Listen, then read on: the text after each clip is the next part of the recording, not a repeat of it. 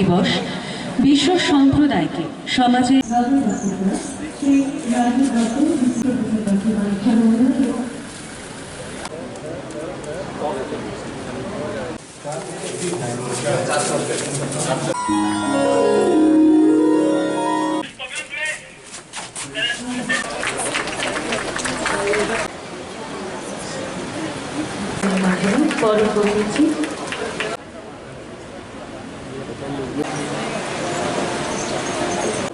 In this college, I have been given some data that it has got a library and it has got about 12,000 books, and boys hostels also it has got 35 students, and I think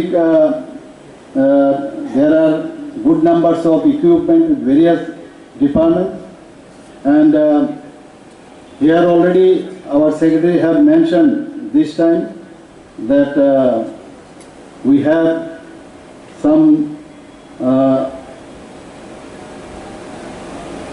challenges. For example, you have to bear this or you have to face these challenges. For example, infection diseases like HIV, TB, like etc. Then non-communicable disease like cancer, diabetes. Then mental health, maternal and child health. Then healthcare access disparities, pandemics and health emergencies.